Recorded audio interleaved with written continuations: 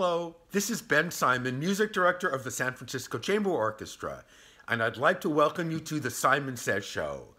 Today I'm interviewing a very special young artist, pianist and harpsichordist and forte pianist Hilda Huang, who was a debut artist of our orchestra almost a decade ago.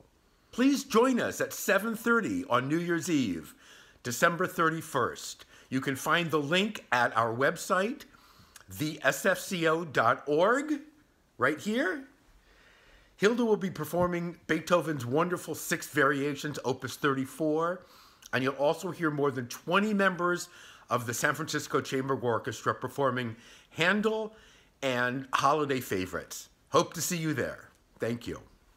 Hi, today we have a very special guest. I'm talking to pianist Hilda Huang, who was the San Francisco Chamber Orchestra's debut artist back in our 2011-12 season when she was only 4 years old. No, that's not true. I don't remember how old you were in 2011, Hilda. I want to just say hello to you. And where are you zooming in from, Hilda? I am zooming in from New York City on the 22nd floor. It's really rainy today and Really? wind, so I'm always a little afraid that the building's going to topple over, but I'll be okay. But there's a piano there, which is, I understand, is why you're in that apartment right now. I am. Yeah, that is the whole reason. It's a really, really delicious piano to play on. So what are you doing in New York, Hilda? Catch us up on your life for the past 10 years, please. Oh my gosh, it's been a roller coaster. Well, I recently just finished at Yale, where I did my undergraduate degree in chemistry. And I also got 2 masters in piano. And now I'm at Juilliard, where I am pursuing my doctorate in piano performance. It's actually been such a dream come true to be in New York City. It's more than I could have ever imagined for myself. And I've had just such an incredible outpouring of support from the faculty and my peers at Juilliard and from people in the music community. It's a very special feeling. I wish I could share it with everybody. So who are you studying with or playing with at this point, Hilda? My teacher's name is Hung Kwan Chen, but I'm playing in a bunch of Juilliard orchestral ensembles. So I'm signed up for the orchestral piano class, and I work with the orchestral piano teacher here named Eric Hubner. And also I've been picking back up with my harpsichord and some forte piano. And so I've been playing a majority of my ensemble work through actually with the historical performance department. So I've been doing continuo. I'm going to be helping with a Baroque string orchestra, basically, where I'll be the continuo player. And then I'm also in their chamber music cycle. So it's like a lot. What are you playing in chamber music? What's your current assignment? We just did a Telemann quartet. It was the first of the Paris quartets. But I'm playing a Marina Sonata with a violinist also from the Bay Area you might know named William Copeland. Yes, I do know William Copeland. He was in our Palo Alto Chamber Orchestra. He was. We just met for the first time last night. Oh my gosh, what a small world. Will you please say hi to William? I absolutely will. So Hilda, let's go back a little bit. How old were you in 2011? I was either 14 or 15, depending on the time of year. Yeah, okay. And I remember you went off to Yale as an undergraduate at that point. You finished high school. You were studying with John McCarthy, is that right? Yes, and I've stayed in touch with him all these years. Wonderful man, fantastic teacher. So you went off to Yale and then stayed there for your master's, is that right? That's right. And I know in the meantime, you won some European Bach competitions. You've been playing all over the place. Tell us a little about, brag to us a little bit, Hilda, about some of the things you've won and some of the things you've done. Sure. So in 2014, I won first prize in the Leipzig International Bach competition, which is probably I guess the biggest and also historically the most significant Bach competition in the world. It's connected and supported by the Leipzig Bach Archive, which is actually how I came to know of the competition. I had applied to do like sort of a summer course of study there. through a master class, and I did that and I got that. So I actually got to work for a little bit as an intern in the archive, which was the coolest thing ever. And then as part of that experience, I also participated in the competition. And after the competition, what I really was unprepared for were the concerts and the recitals, which at that point I was completely new to. I hadn't really performed solo recitals, 2-hour lengths on my own. So that was a big learning curve, but also I think probably one of the most important experiences I've had in my life, because it really gave, well, first of all, it gave me an opportunity to develop connections with audiences, but also it pushed me to do it as best as I can. And so those two constraints, I think really pushed me to grow and to challenge myself, and also to take on what I thought really mattered. Because at that point, I wasn't sure if I was going to continue on in music or if I was going to go into medicine. And so I thought for a while, like, these might be some of the last concerts I'm going to play. So I've got to do what really matters to me. And through that process, I think I really discovered and came to be at peace with myself about what repertoire matters to me and why I'm really doing it. So that brings me here, I guess, now, which is why I've been playing so much Beethoven. I've been learning forte piano as part of this whole learning how to do Beethoven thing, and working backwards in time. There's some CPE Bach in there, some Haydn, Bach, of course, but even earlier, like Froberger on the harpsichord and Buxtehude on the piano. So these have been the fruits of that very lucky experience. And who have been your major teachers so far, Hilda? I know we mentioned John McCarthy and some of your mentors through the years. Yeah, well, I've been close with my piano teacher at Yale. We were together for all 7 years that I was there. His name is Melvin Chen. He also has his bachelor's in chemistry, and he also has a doctorate in chemistry. So maybe I've got to do that next. But I studied with him all throughout Yale. And then I also worked with Arthur Haas, who was my harpsichord teacher. And I became friendly with Robert Levin by the Bach competition, and we've stayed in touch since then too. That's wonderful. And in New York, are you playing for other pianists? Are you getting to meet some famous people and they get to meet you? Right now, it's a little difficult because of COVID, Of course. but maybe Right. when things open up, there could be the possibility. So COVID's good for practicing, right? You're practicing a lot, I assume. Yeah, and the other special thing is that COVID is very good for recording. As it happens, almost all of my projects have turned from live concerts into recordings. And so I mean, I personally really love to record. I love to listen back and be really clear about what just happened and then try to change it and improve on it. And so I've recorded almost once a week since the fall began, if you can believe it, either for some event or for some personal reason. Just last weekend, I was up in Norfolk where I recorded on a German double harpsichord in this new recording studio in Norfolk. I mean, we planned it on Friday after Thanksgiving. It was truly serendipitous. Yes. So you brought your turkey sandwich and cranberries and then played some Buxtehude in Norfolk. I remember Norfolk. Yeah, Yeah, it's yeah, brilliant. the Summer School of Music there. Is that right? Exactly. The studio is storing the harpsichord that I became acquainted with at the festival. So that's why I wanted to go back to play it. So how many hours a day are you spending at the piano, Hilda, on a normal day or week? Um, between 3 and 4. Nice. And Yeah. what do you do with the rest of your time? What are your hobbies? What do you do in New York? What do you love about New York? Oh my gosh. Well, I have been to the Met since I moved here in September. I have been to the Met 5 times, 3 hours each, and I still have not got to every single room. And I might be going again this weekend to see the costume exhibit. Um, I love going to Chinatown because that's where I spent most of my time with my grandmother. And actually, since I really never thought music was going to be a career for me, I've been adjusting, making my hobby into my work. And so since that transition has been happening, I've been also trying to figure out some ways to make my work back into my hobby. And so harpsichord has really played a big role into that. Also forte piano. I love to play organ when I can. I just bought some organ shoes. And I've been taking singing lessons recently. Seriously? So, yeah. That's wonderful. Yeah, it's really fun. I'm a lazy soprano who needs exercise. Okay.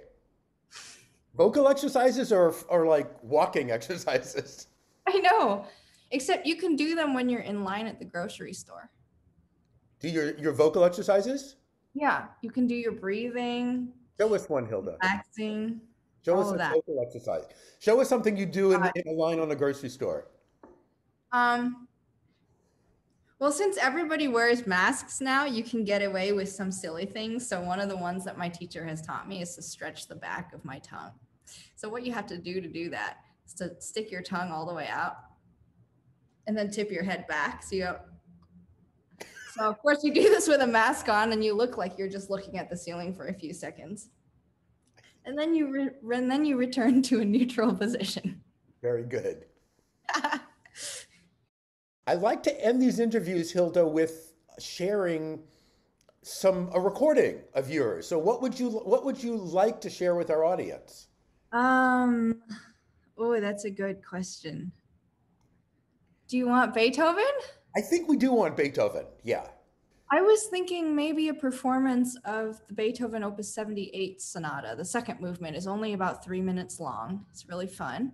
Yes. I have that live from a concert in New Haven and also from a concert in New York. That would be excellent. Yay! And I think we'd like to hear some Bach as well. Do you have a little Bach encore for us? Being a Bach prize winner, and somehow Yes. I still associate you with Bach because that was soon after I met you. You won that big competition, and it seemed like you were off on your Bach career. Yeah, I mean, I'm still on it now. It's kind of crazy. I want to make a recording of the toccatas soon. But there is a Bach toccata from that concert that has been very well received through it. It actually won a prize at this World Bach competition recently, so maybe that would be of interest to you. We'd love to. But there's also a much shorter piece. It's like a home recording. It's not as polished, but I think it's really fun and kind of like special. It's only 3 minutes. It's the Prelude and Fugue in A major from Book 1. Great. And yeah, my friends tell me I play it like nobody else plays it. So I could send you both of those and see what you think too. Fantastic. A little Bach, a little Beethoven. What could be better than that? Now we just have to get Brahms in there, eh?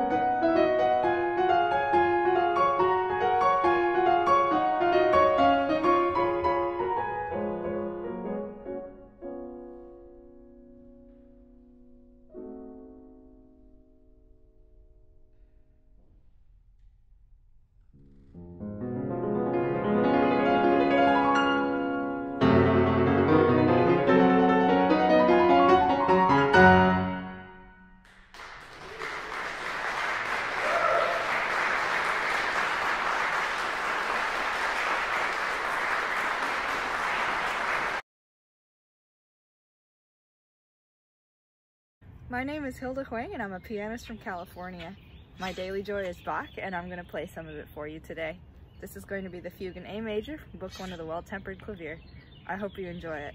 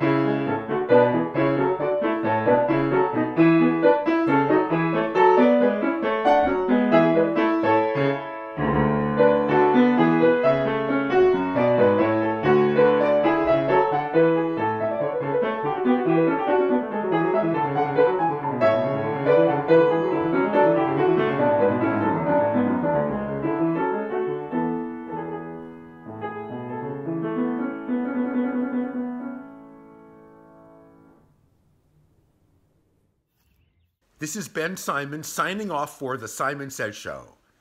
If you enjoyed Hilda's playing, and I'm certain you did, please remember to join us for our New Year's Eve concert, 7:30 on December 31st. Hilda will be performing Beethoven, the orchestra will be performing Handel, and a little brass group of SFCO All-Stars will be playing some holiday favorites. That's 7:30 on December 31st. You can find the link at our website, thesfco.org. Hope to see you there.